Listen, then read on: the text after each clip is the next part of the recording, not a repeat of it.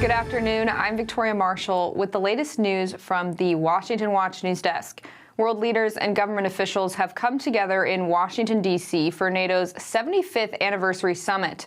Last night, President Joe Biden gave opening remarks to start the three-day summit and announced new plans to supply air defenses to Ukraine in its war against Russia. Today, I'm announcing the historic donation of air defense equipment for Ukraine.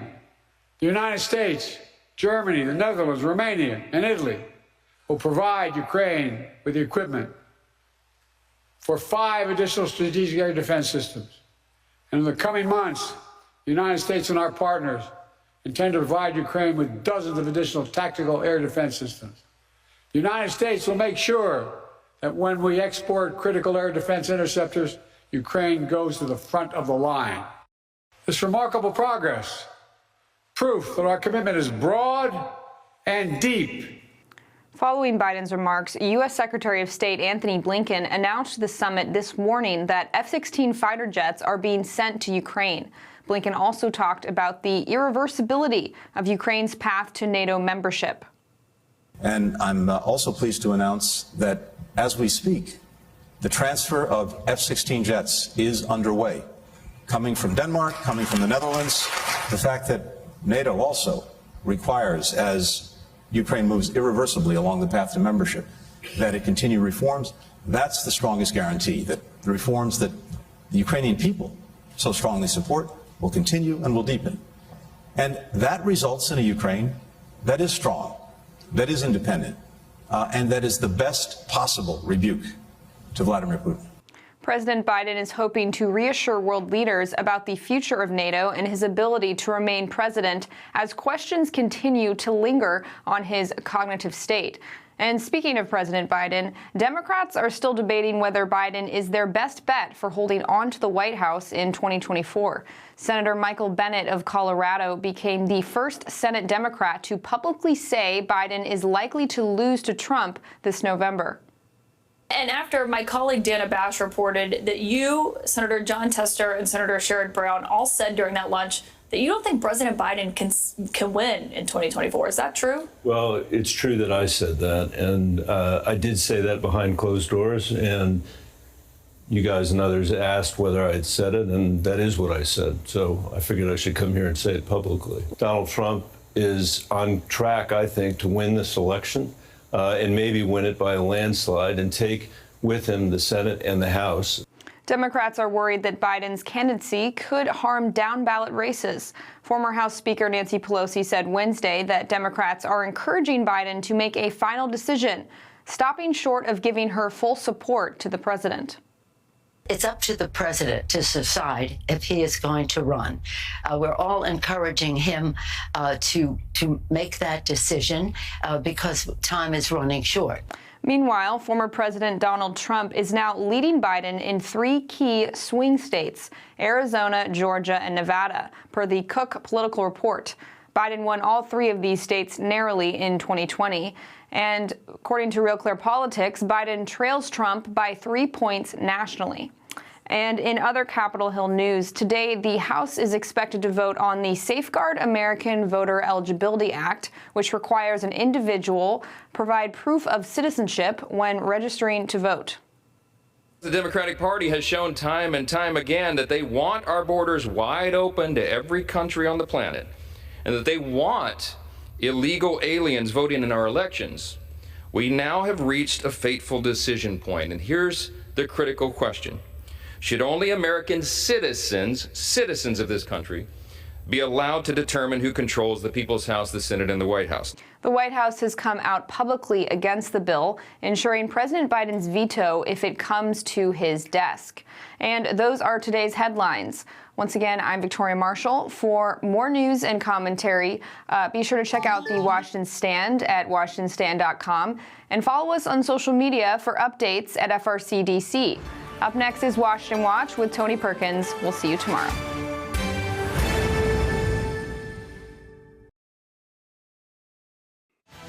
From the heart of our nation's capital in Washington, D.C., bringing compelling interviews, insightful analysis, taking you beyond the headlines and sound bites into conversations with our nation's leaders and newsmakers, all from a biblical worldview. Washington Watch with Tony Perkins starts now. It's an issue we never thought we would have to actually address, but that moment has come to us now. Should Americans and Americans alone determine the outcome of American elections? Or should we allow foreigners and illegal aliens to decide who sits in the White House and here in the People's House and in the Senate? That was House Speaker Mike Johnson on the House floor earlier today discussing the SAVE Act. This is Washington Watch, and I'm your host, Tony Perkins, broadcasting from Milwaukee, Wisconsin, the site of the 2024 GOP convention. Well, as we speak, the House is voting on the Safeguard American Voter Eligibility Act, the SAVE Act. A 22-page report released by House Speaker Mike Johnson's office last week underscores Republicans' concerns that the 10 to 15 million migrants who have illegally entered the country during the Biden administration could impact the 2024 election. We're going to talk with North Carolina Congressman Dr. Greg Murphy in just a moment. Over in the Senate. Today, the Senate will vote on Reproductive Freedom for Women Act. Senate Republicans must answer a very simple question. Do they believe that women should be trusted to make their own health care choices? Yes or no? If Republicans do in fact trust women to make their own reproductive choices, they should vote yes. I urge them, do the right thing. And I remind them, America is watching. Yes, America is watching. That was Senate Scare Leader Chuck Schumer earlier today, once again, deceptively discussing a bill that advances the left's extreme position on abortion until birth. We'll be joined later with an update from the Senate by one of Wisconsin's senators. Senator Ron Johnson will join us. Also, President Biden speaking at the NATO summit in Washington, D.C., which marked the 75th anniversary of the North Atlantic Treaty Organization. We can and will defend every inch of NATO territory, and we'll do it together.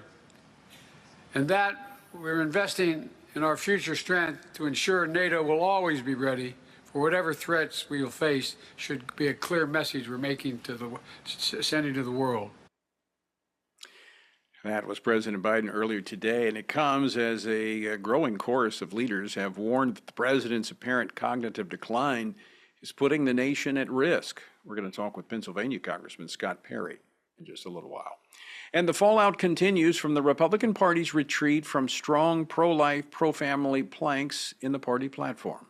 Even as we speak, Republicans are threatening to drop from their platform the party's longtime commitments to life and marriage. And then they wonder why they have managed to win the popular vote only twice in the last 9 presidential elections. Republicans need a place to stand. They need a future to offer the country. That was Missouri Senator Josh Hawley, and he joins us later here on Washington Watch. Well, speaking of the platform, I want to ask you to join me and thousands of other pro-life voters in expressing concern to the chairman of the RNC over the retreat from the strong, unequivocal language supporting life, marriage, and family in the GOP platform. To sign a petition to support life and the minority report to the GOP platform, send a message to the RNC chairman by texting REPORT, that's REPORT, R-E-P-O-R-T, to 67742. That's 67742. Text the word REPORT. You'll get a link, or you can visit frcaction.org/report. Well, moments ago, the House of Representatives began voting on the Safeguard American Voter Eligibility Act, also known as the SAVE Act. This legislation amends the National Voter Registration Act and would require states to both obtain proof of citizenship from voters for federal elections, as well as purge non-citizens from the voter rolls. Sounds pretty straightforward. Well, the Biden administration has already pledged to veto this measure should it pass both chambers of Congress. The White House said federal law already prohibits non-citizens from voting. So then why wouldn't they support this bill? Joining me now from the House floor with an update is Congressman Greg Murphy. He serves on the House Ways and Means Committee, the Veterans Affairs Committee, and the Committee on House Administration. He represents the 3rd Congressional District of North Carolina. Dr. Murphy, welcome back to the program. Thank you very much, Tony. I hope you're doing well. I'm doing very well. I know I was monitoring the situation before we went on the air. Voting had just begun. What's the latest on the SAVE Act? Well, I think I think it'll be a Republican pass. It's silly that we are dealing with these kind of things, Tony. Remember Hillary Clinton was all about Russian interference. If what we witnessed in Washington, D.C., and we finally, fortunately, had to override it in Congress, is that they wanted people who were nationals of other countries, Chinese nationals, Russian nationals, to vote in D.C. elections. And yes, supposedly it is illegal, but when illegals are brought into this country and they're urged to sign up for benefits, there's a quick little tab that you can mark that says you are a citizen. You don't have to provide any verification for that, and you could vote. So, no, this is the right thing to do. People do not need to be voting in our elections who are not citizens of this country. So are the Democrats kind of exposing themselves in terms of their intentions by being so dead set against this common sense piece of legislation?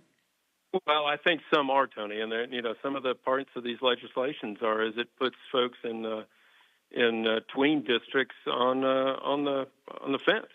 It'll be very interesting to see how some of the folks who are in very, very tight races vote on this. I would imagine they would vote with the Republicans on this issue, because that's the last thing is you want a TV ad pointing out that some illegal immigrant was allowed to vote in your election. So as I understand it, current law does make it illegal if a non-citizen votes, if they get caught. What this simply does is says, hey, let's make sure at the beginning when they register, when they sign up for government assistance or whatever it might be that triggers automatic voter registration, that they have to prove that they're a citizen before they're registered. Correct. I mean, that makes perfect sense. Yeah, because at this point, Tony, you don't have to prove anything. There's no documentation. There's no requirement of reporting. It's just that it's illegal. So here we're telling the states you have to prove, or you have to find proof that they are a citizen. So let's switch topics for just a moment, because so much going on in Washington, D.C. Given the conditions our country is facing, inflation, the border, of course, this is related to the border with millions coming across illegally. We've got adversaries on the march. I think America is being reminded of the dangerous scenarios that we're facing, given that NATO is meeting in Washington, D.C. Given what we've seen of President Biden recently, is he up for the job and what is facing the next president? In one word, Tony, I no. I don't believe he is. I think he is. It's now been shown to the world that he's really not been in charge. This administration has been run by a cadre of non-elected officials, advisors, maybe Schumer, maybe Pelosi, in dictating policy. But as an individual himself, I think it's very, very sad, and I think it's very unfortunate, but I do not believe he is capable of being commander-in-chief. Dr. Murphy, I know you're a medical doctor. I've been watching the White House press briefings in the afternoon, and it seems to be all about the president's health. I mean, if that has to be the focus of discussion, it would probably suggest it's time to move on. Yeah. Well, there's one person that can say that, and that's Joe Biden. And here's the thing, Tony. It's all centered around whether he's healthy enough to run. Why don't we talk about the disaster that's been the country for the last 3.5 years, with the border, with inflation, with much of our foreign policy, what happened in Afghanistan, the absolute disaster, the woke military. Let us get back to actually the issues, much less, he's not able to even implement them. But I don't think, again, I'll go back to the point, I don't think he's been the one leading the stream anyway. So this is, when you look at this, and I think it's a really good point. I mean, I think it does inflame, or I think possibly encourage, embolden our adversaries when they're not sure if the guy at the wheel is steady. But we don't want to miss the underlying policies that we've had to live with for the last 3.5 years, which have led us to this point of global chaos. high inflation, and as you pointed out, an invasion, a soft invasion on our borders. So those issues can't get lost in discussing the the weekly doctor visit that the president has to make. Yeah, think about it. Say he was healthy, say he was fine.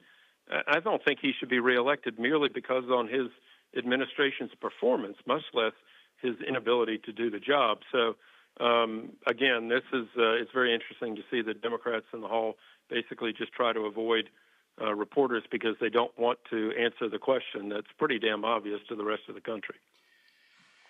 But Dr. Murphy, one final question on this front. It does appear that the Democrats are now beginning to see not just his policies, but more importantly, they see an election liability when it comes to his ability, his cognitive ability, and there are one by one Democrats peeling off. How much longer can he take that? That's the big question, Tony. That is a big question. He says he's in for it. His wife is pushing him for it. Other folks in the, in his inner circle are pushing for it. But at some point, I think the glass breaks. And they're in a bad spot. Democrats are. Regardless of what they do, the momentum is clearly not in their favor. Yeah. Dr. Murphy, I think you've got to get back to the floor to vote. The motion to recommit failed, so I think they're going to move on to the final vote. I want to thank you for joining us. As always, great to talk with you, Dr. Greg Murphy. Great. Thanks so much, my friend. God bless. All right, Dr. Greg Murphy of North Carolina. Another reminder, if I can, we've got to pray. I've never seen our country in such a volatile situation. You've got a president whose policies, and I think Dr. Murphy is spot on in pointing that out, because everybody's talking about his health, his cognitive ability. Let's talk about his policies. I mean, his policies are insane, right? His policies are out of touch with reality. So let's focus on that as well. We've got a choice here going into this election as to what type of policies we're going to have. And we're going to have a conversation later in the program about the platforms of the Republican Party. Democrats won't meet until August, but we know what they're going to push, more of the same. And it is a contrast, maybe not as sharp as we would like, but it is a contrast. But we go into this election and it's very unsettled. And I don't like to make predictions, but I do not think, I said this the night of the debate, so I've said it publicly, I'll say it again. I don't think this president makes it through the Democratic convention as the nominee. I do believe that he will be replaced. He'll either step aside or something will happen because he is a liability. And we look at the polling. Now, some are excited about that, but I think former President Donald Trump may have more of a challenge if they replace Joe Biden. And who knows what's going to happen on that front. Even as the Republicans gather here in Wisconsin, there's still a lot to unfold in the next 4 months as it pertains to Donald Trump. So folks, we got to be praying. We need to be praying and preparing to vote in the upcoming election. All right, after the break, world leaders have gathered in Washington this week for NATO's 75th anniversary summit. We're going to discuss the gathering with Congressman Scott Perry. He's a retired Army Brigadier General. He's going to join us after the break. So stay tuned for more Washington Watch. And in the meantime, text REPORT to 67742. Join us.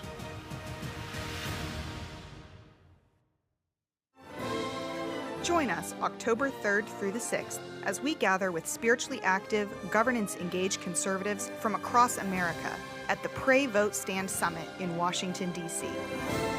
We'll pray for our nation, engage in government and culture, and stand for biblical truth alongside Christian leaders, worldview experts, and government officials.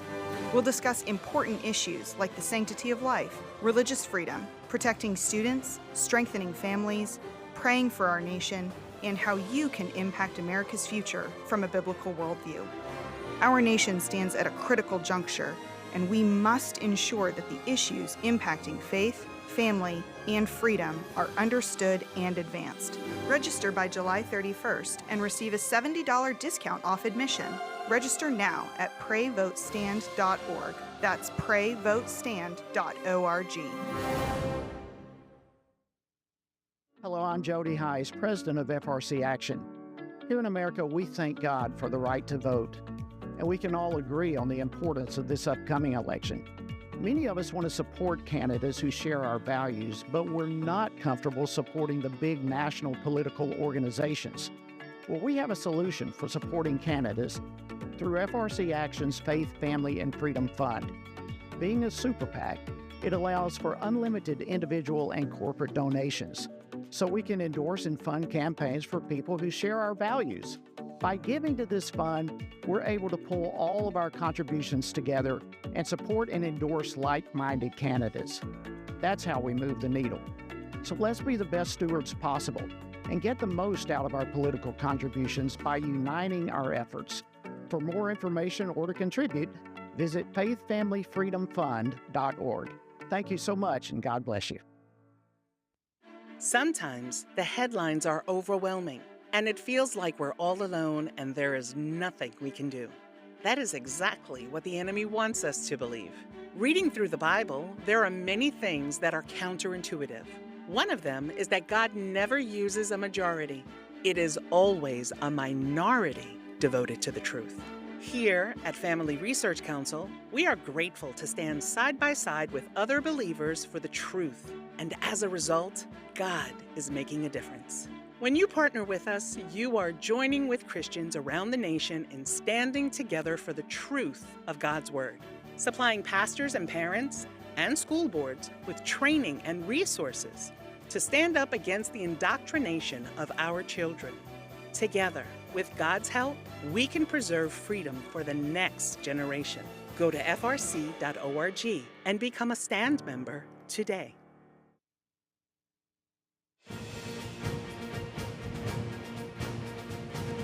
Welcome back to Washington Watch as we broadcast from Milwaukee, Wisconsin, the site of the GOP convention. Well, back in Washington, D.C., there's gridlocks in the streets of downtown Washington this week as world leaders gather in the nation's capital for the NATO 75th anniversary summit. Now, the summit comes as Russia's war against Ukraine grinds on, with no clear consensus for how NATO should address the war. And much like American voters, the NATO leaders who gathered this week cannot unsee President Biden's recent debate performance and are all well aware that NATO's adversaries saw the same disastrous performance. Well, join me now to discuss this and more is Congressman Scott Perry. He serves on the House Oversight and Accountability Committee, the Foreign Affairs Committee, and was recently appointed to serve on the House Intelligence Committee. He represents the 10th Congressional District of Pennsylvania, and as I mentioned a few moments ago, he's a retired brigadier general from the Army. Congressman Perry, welcome back to Washington Watch. Well, it's great to be with you, Tony, and this is the 75th anniversary of NATO, but I think, as you kind of pointed out, it's also critical to note that, as it has been for decades, European nations are bankrolling their own domestic non-defense spending with the assurance of the American military might funded by U.S. taxpayers to defend them. So they're not living up to their obligations, but counting on us. And of course, they're also have had this very stark awakening that the commander-in-chief in the United States of America looks unprepared to defend them as commander-in-chief. And of course, we all know that not only do they see that, not only do we see that, but our enemies and their enemies see that. And so reevaluating this untenable situation is even more urgent now that Ukraine's path to membership in NATO is now irreversible, according to her own Secretary of State. Congressman, I want to go back to that first point you made because I think that's extremely important because this is a kind of a philosophy that unfortunately has infiltrated our government of subsidizing irresponsibility, because what we are doing is we are funding their defense while they spend on their socialism. In many ways, they're moving in that direction. We do the same thing domestically. You're absolutely right, and we certainly, as you know, Tony, we can't afford it here. every single dollar that we vote on is borrowed. And so not only are we borrowing ourselves into debt here, but we're borrowing to defend them when they won't defend themselves, when they won't pay to defend themselves. And as you rightly said, I mean, the French election just highlights the fact that it calls into question the wisdom of the treaty in and of itself, unfortunately, because it was created to stop the spread of communism in Europe. And we literally now have a communist part of a governing coalition who are running a Western European government included in NATO. So what does that mean? Well, you also have to look at Turkey. I'm not sure that Turkey is a good partner when we look at the problems we have there. Has NATO outlived its usefulness? I don't know that it's outlived its usefulness. And I hate to say this, I'm not sure it's had a lot of usefulness. When I think back over the course of my life, I'm not sure I can highlight all the times that NATO's been terrifically effective or even marginally effective. That having been said, I think there is room to have a discussion about, who has more at stake here, who should be paying more, and whose responsibility is this? And then, of course, if your own government is turning into a communist government, should you be involved in NATO anymore? Right. What's the core function? If the core function is to stop the spread of communism, and you have the countries that are involved turning communist, I think it's time for a reevaluation, if nothing else.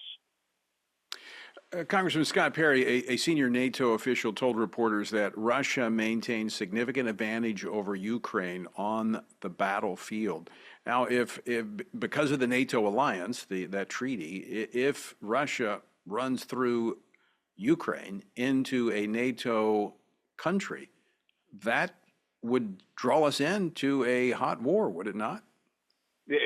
Well, that's the Article 5 requirement. And you would think with this happening on their doorstep, these NATO countries would bolster their own defenses and certainly not just depend on the United States, and especially after the performance of the commander-in-chief that they've seen. But they have been willing for decades now to allow us to take the lead, pay for all the defense while they get to spend on social programs and let their defenses atrophy, and certainly the United States is not in a position, I don't think, and I don't think that we want to be. I certainly don't want to be in a hot war with Russia over European countries that refuse to plan to defend themselves over decades. But that same atrophy that you talked about that's occurred in Europe has occurred within our own military, as it's been more focused on, the woke ideology, the DEI that has infiltrated our military, as opposed to preparing them, training them, and equipping them to win America's wars. Well, you're exactly right. And so not only has the world seen the weakness projected by President Biden and this administration, and of course on full display in the departure of Afghanistan, the incursions into Ukraine, the incursions on Taiwan, North Korea, China, they're not necessarily military incursions into our hemisphere, but their direct involvement with Russia in Ukraine. All that's projected as Biden weakness. And of course, those countries, our adversaries, are watching how we treat our military, and they know that we're focused on DEI, we're focused on climate change, we're focused on everything except for war-fighting functions, and of course they don't involve themselves with any of those things. They know that the military is the hot part of diplomacy when diplomacy through negotiations fails, and they're preparing themselves for that to happen, while we are living on our past successes and thinking that it will always be that way, which is, there's a reason that freedom requires constant vigilance. But many of us are very, very concerned about the trajectory of our military, and we've worked very diligently in the House of Representatives to change it. But the administration, the President Biden, and the left, and especially those in the Senate, they get a vote in this too, and they're on course for just continuing to hollow out the military. It's why recruiting numbers are down, and it's why our readiness numbers are down. And Congressman, it's why people don't want their we're sons up against. and daughters to serve. Yep. Hate to cut you off, but we're up against a break. We'll continue this later. Everything we do Stick with us, folks. as an idea. Before there can be acts of courage, there must be the belief that some things are worth sacrificing for. Before there can be marriage, there is the idea that man should not be alone. Before there was freedom, there was the idea that individuals are created equal. It's true that all ideas have consequences, but we're less aware that all consequences are the fruit of ideas. Before there was murder, there was hate. Before there was a Holocaust, there was the belief by some people that other people are undesirable. Our beliefs determine our behavior, and our beliefs about life's biggest questions determine our worldview. Where did I come from? Who decides what is right and wrong? What happens when I die? Our answers to these questions explain why people see the world so differently. Debates about abortion are really disagreements about where life gets its value. Debates over sexuality and gender and marriage are really disagreements about whether the rules are made by us or for us. What we think of as political debates are often much more than that. They're disagreements about the purpose of our lives and the source of truth. As Christians, our goal must be to think biblically about everything. Our goal is to help you see beyond red and blue, left and right, to see the battle of ideas at the root of it all. Our goal is to equip Christians with a biblical worldview and help them advance and defend the faith in their families, communities, and the public square.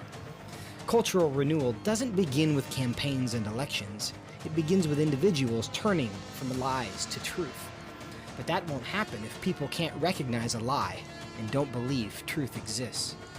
We want to help you see the spiritual war behind the political war, the truth claims behind the press release, and the forest from the trees.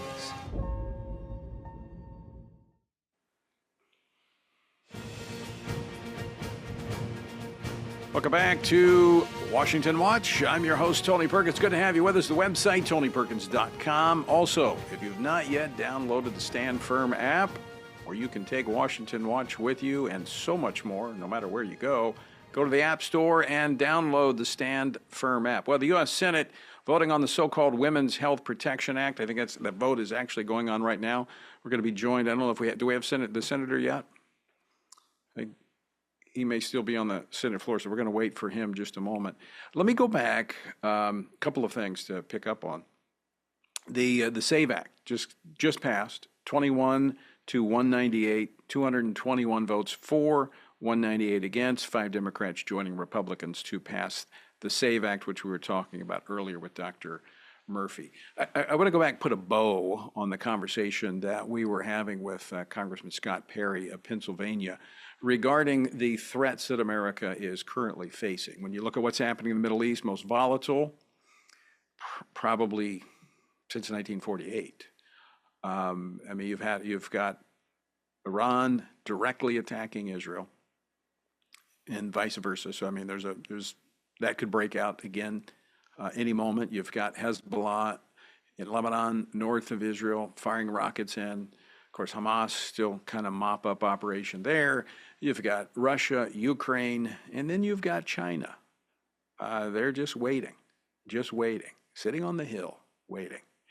Now, history gives us a model. Let me know when we get the senator, and we'll go straight to the senator. But the history gives us a model. You remember the Cold War with Russia back in the starting after World War II, going into Korea, up until the fall of the Berlin Wall that came after Ronald Reagan and the confrontation with the evil empire. Well, one of the first things that Ronald Reagan did when he became president is that he immediately began to rebuild our nation's military. That's when I joined the Marine Corps. He rebuilt the military to pursue peace through strength. So we've got a model. We've got an understanding of how it can be done. Weakness does not bring about peace, only strength. All right, we're going to go to Senator Ron Johnson of Wisconsin. Senator, welcome back to the program. Always great to have you on. Well, Tony, hope you're doing well. Well, actually, I'm kind of trading places with you today. I'm in Wisconsin, and you're back in Washington, D.C. I'll be joining you tomorrow, and I'll be there obviously for the full convention.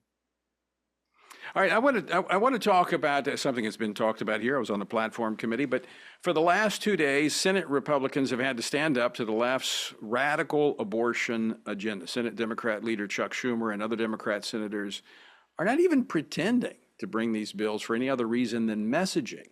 But I think we should just pull back the curtain and show the American people what they're all about. They are about abortion until the moment of birth, and they want to fund it with taxpayer dollars. You're exactly right. The extreme position on abortion is held by Democrats who will allow or want to allow abortion up to the moment of birth. And the fact of the matter is you have some people like Governor Northam from Virginia who was actually willing to allow a child born alive to just perish without any care. So that is the extreme position on abortion.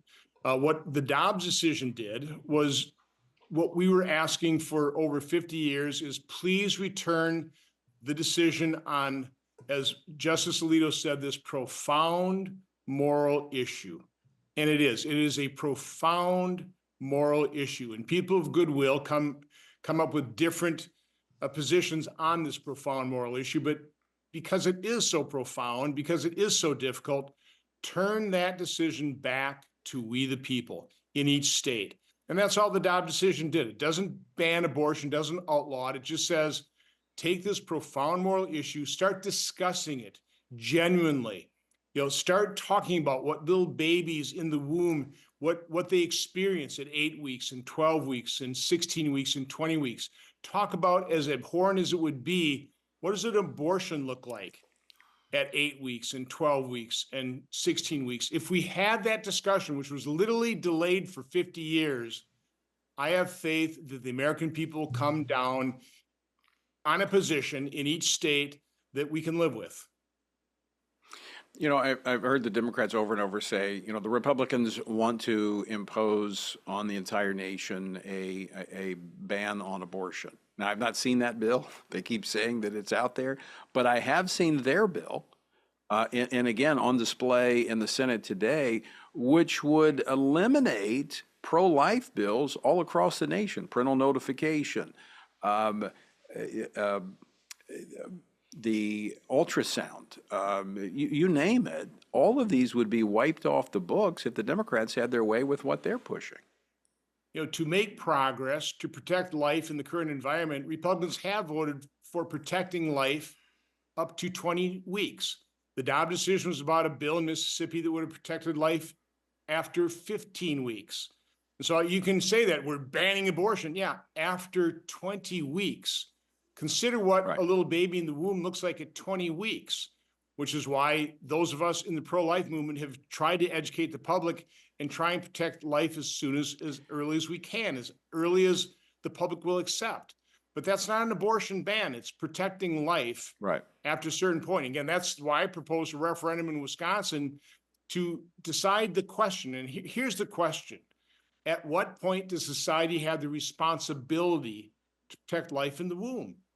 Again, that's not contemplating an outright ban, although I know a lot of people, and I respect the position of people who want to ban it from the moment of conception, the moment of life beginning. I understand that. And in my own personal life, that's where I stand. But I also understand that society has other views. And we should have that conversation. We should have that conversation, and I appreciate you being a part of it. Senator, we're up against a break. Got to go, but I'll see you in Wisconsin next week. Stick with us, folks. Download the new Stand Firm app for Apple and Android phones today and join a wonderful community of fellow believers. We've created a special place for you to access news from a biblical perspective, read and listen to daily devotionals, pray for current events, and more. Share the Stand Firm app with your friends, family, and church members, and stand firm everywhere you go.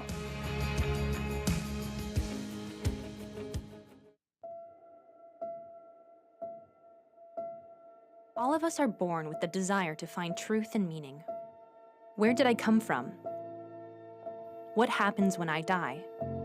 While our answers to these questions may divide us, we are united in our need for the freedom to answer life's biggest questions and make life's biggest decisions for ourselves. That's why religious freedom matters for everyone. Religious freedom matters because the powerful have long wanted to control those who are less powerful. Religious freedom matters because the freedom of those who are different is often threatened by those who believe different is dangerous. At the Center for Religious Liberty at Family Research Council, we promote religious freedom for everyone because the only alternative is religious freedom for no one. We encourage Americans and the American government to engage and advocate for the persecuted, and they do. We work every day to bring good news to the afflicted, to proclaim liberty to captives and freedom to prisoners. We do it because that's what Jesus does. We work to give freedom to others because we ourselves have been set free.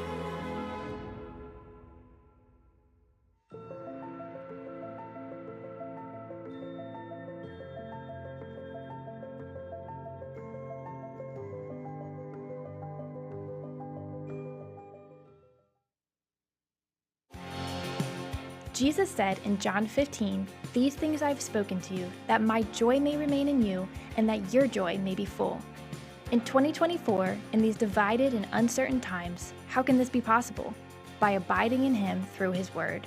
At Family Research Council, we want to help you do that, which is the reason for the Stand on the Word Bible reading plan. In just 10 to 15 minutes each day, you will have read the entire Bible in just 2 years. But more importantly, you will be abiding in Him daily. Find our Bible reading plan at frc.org/Bible. And join Tony Perkins each weekday for a 10-minute devotional inspired by the daily reading and designed to encourage you on this journey through the Bible. Listen on Apple Podcasts, Spotify, and YouTube. And remember, the grass withers and the flower fades, but the word of our God will stand forever.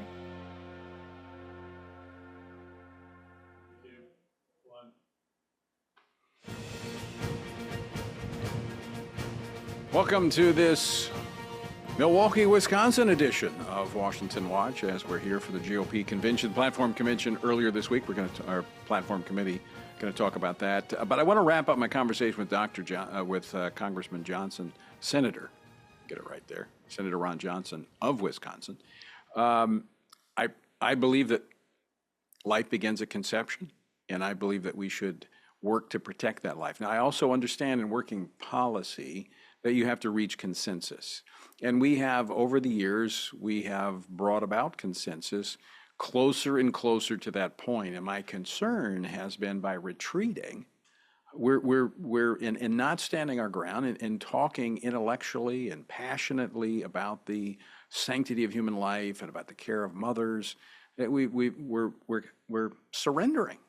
And we're going to talk about that in a moment. But first, our word for today, it comes from Psalm 39. Lord, make me to know my end, and what is the measure of my days, that I may know how frail I am. Indeed, you have made my days as handbreadths, and my age is nothing before you. Certainly every man at his best is but a vapor. Surely every man walks about like a shadow. Surely they busy themselves in vain. He heaps up riches and does not know who will gather them. You know what? This is a truth that we should constantly keep before us. Life at its best is short. We would do well to live in a way that makes the most of every moment that God gives us. We need to live with purpose on purpose. And verse 39 tells us where that purpose is found. And it says this, "And now, Lord, what do I wait for? My hope is in you." Redeemed by the blood of Jesus Christ and forgiven of our transgressions, we can move from mere existence to living with purpose each and every day. To join us in our journey through the Bible, text the word Bible to 67742. That's Bible to 67742. Well, now that the secretive and unconventional process for adopting the GOP 2024 platform has been finalized, conservatives who find themselves disappointed by the party's watered-down language on protecting the sanctity of life and the family and marriage must still move forward as the November elections approaches. You know, just as I was discussing with Senator Ron Johnson, the Democrats' radical agenda pushing abortion until birth provides a stark contrast between the parties. So how do we balance these things? We're not saying don't engage, but we're also saying don't be quiet either. We can do both. We can be involved and we can advance those candidates that most clearly align with biblical values, but at the same time not be quiet when they deviate from them either. Well, join me now to discuss this and more. Senator Josh Hawley from Missouri. He serves on 4 Senate committees, including the Senate Homeland Security Committee and the Senate Judiciary Committee. Senator Hawley, welcome back to Washington Watch. Thank you so much. Thank you for having me.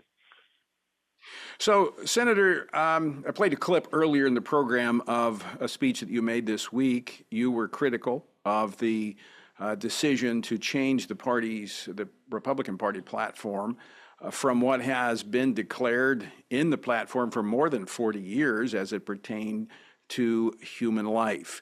Why do you see this as such a mistake? Well, life is a principle that unites Republicans and should, and it's one of the most important things that we have to offer the country in terms of our witness, and particularly for us as Christians. But I mean, listen, we have been a pro-life party, Republicans have, since 1976. I mean, when it first entered our platform. And I think at this moment in particular, when we see the right to life return to voters as it should be, that Supreme Court decision, the Dobbs decision, absolutely right. It ought to be the people making these decisions, not judges. But as this now has been returned to voters, we need all the more to say to voters, you should support life. Here's why. We should be advocating for life. We shouldn't be silent about it. We shouldn't be reticent about it. We should be advocating for it. My concern is this platform seems to walk away from that and walk away from traditional marriage as well, and I think both are mistakes. And I agree 100%. And had I had the opportunity, we were going to amend the document, but for the first time ever, it was not allowed. There was no debate, no discussion, no amendments. Very troubling, the process itself. But we talk about the people, all right? And I'm hearing that a lot, and I know what you mean by that, but I want to unpack that, because the people do have a vote, but in our system of government, the people have elected representatives. They have them at the state level.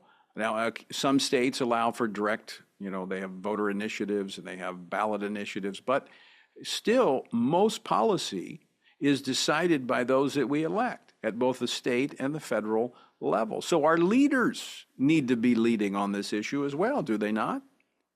Yeah, they do, and this is why I think it's important what we as a party say our principles are. It's important that we be strong advocates for life. And at the federal level, let's just take things that I would think a vast majority of Americans agree on, like no taxpayer funding for abortions, not using the military to fund or facilitate abortions, which this administration is doing, by the way, not harvesting fetal tissue, not engaging in the use of the instrumentalities of the federal government to promote abortion.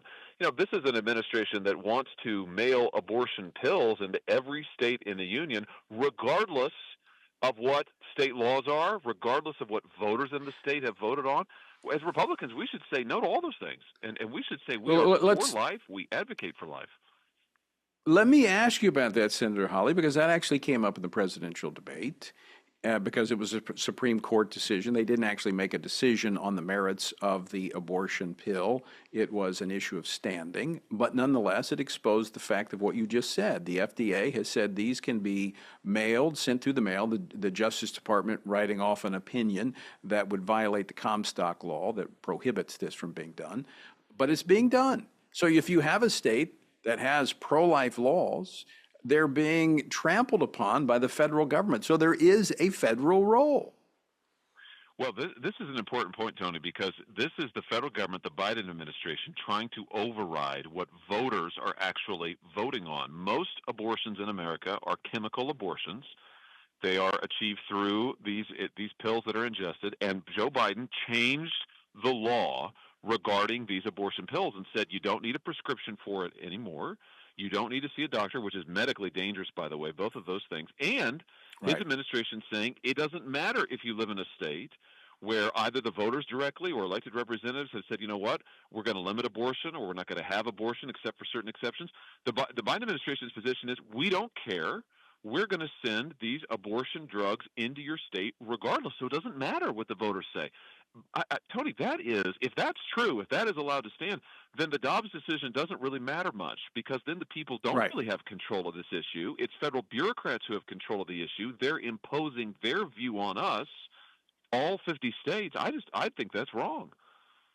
Well, and you now have upwards of 70% of all abortions being done through the abortion pill. So we're not talking about just some, peripheral issue. This is becoming the main issue. But this is not the only area that federal policy. We saw the case out of Idaho where their law was challenged in the emergency room guidelines provided by the federal government. So the federal government has its tentacles in so many different places that if, in fact, we're going to give the states the ability, and I'm going to get to that in a moment as to if that is the right approach, but if we're going to do that, there's a lot of cleanup that has to be done at the federal level.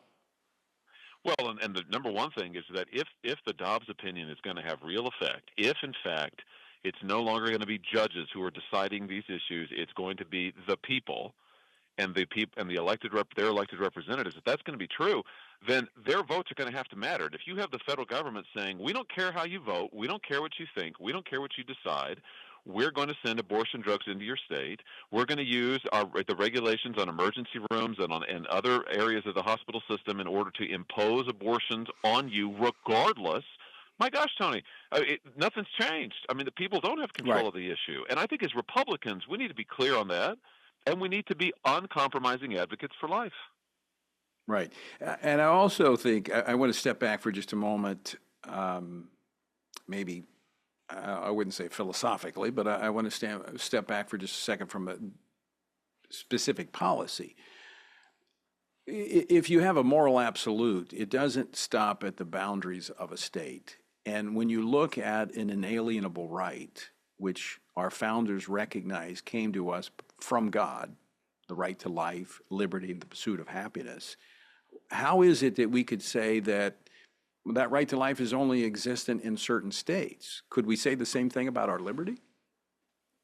You made this point, I thought, in a piece of yours that I read recently, where you talked about the principle that we have always stood on, or at least for the last 40 years as Republicans, the aspiration to protect all life, to have our consistent message be to the country that every life is valuable, that every life has dignity. And listen, I'm 100% for voters having control of this issue. I really am. I'm for voting in the states. I'm for people voting however they can, wherever they can. I think that voters, not judges, should have control of this.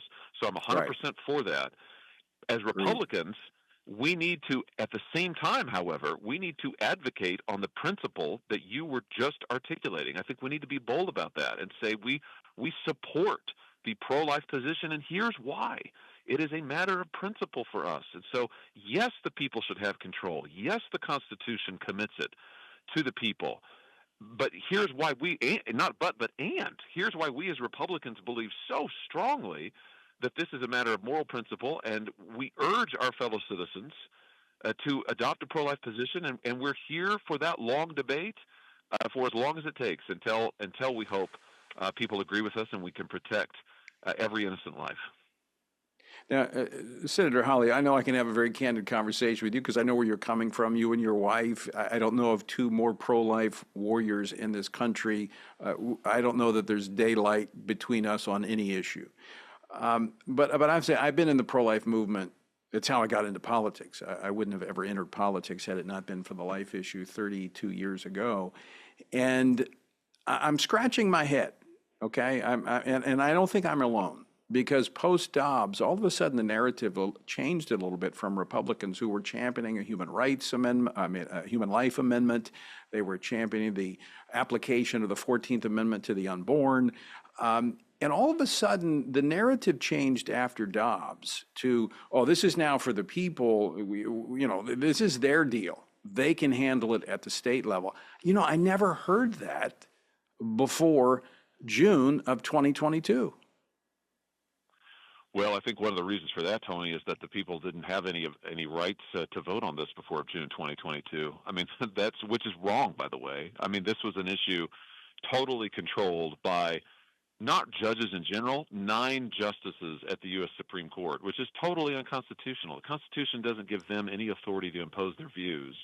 But just because the Dobbs decision has been issued, and I think it was right, as I've said, I think Dobbs was absolutely rightly decided, that doesn't mean that now it's time for Republicans to abandon their advocacy for life. That doesn't mean it's time to say, oh, you know, we're indifferent on this issue. Well, we don't really care. There's nothing to be done.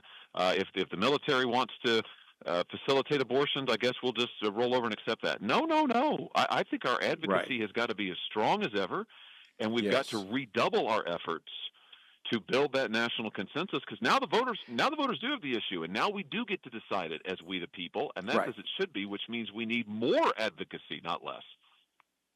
Absolutely, 100%. But I just want to drive this point home, because when I hear, and again, this is not for you, this is just in general that I'm saying this, that when we hear about the people voting in our form of government, most of our voting as people are done through our elected representatives. So there is that role for those who lead our government, whether it be at the state level or the federal government. And I agree with you. There needs to be as much advocacy as there was before.